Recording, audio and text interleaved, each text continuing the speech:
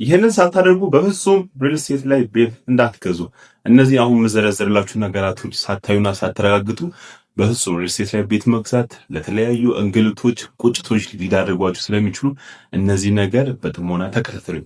የመጀመሪያው ሪል ስቴት ላይ ቤት ከመግዛታችሁ ወይም ውል ከማድረጋችሁ በፊት ማየት ያለባችሁ የሪል ስቴት ንግድ ፍቃድ ማውጣቱ። ንግድ ፍቃዱም ስፔሲፊክ ሆኖ ሪል ስቴት ማልማት ላይ ንግድ ፍቃድ እንዳሉ ማረጋገጥ ይጠበቅባችኋል። ሌላኛውና ደግሞ ሁለተኛው የግንባታ ፍቃድ መኖሩን ማረጋገጥ ይጠበቅባችኋል።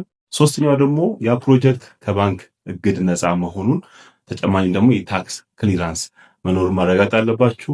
ሌላኛው ደግሞ ያ ሪል ስቴት የሚያለማበት ቦታ በሪል ስቴት ውስጥ የተመዘገበ ይዞታ መሆኑን ካርታ እንዳለው ማረጋገጥ ግዴታችሁ ነው። ይህንም ሳታዩ ከገዛችሁ ለብዙ እንግልትና ለቁጭት ልትደረጉ ስለምትችሉ እነዚህ ነገራቶች በጥሞና አይታችሁ አረጋግጣችሁ የቤት ግዢ ሁኔታችሁ መፈጸም ትችላላችሁ። ለተጨማሪ መረጃ ይህንን ቻናል ፎሎ ማድረግ አይረሳ። አመሰግናለሁ።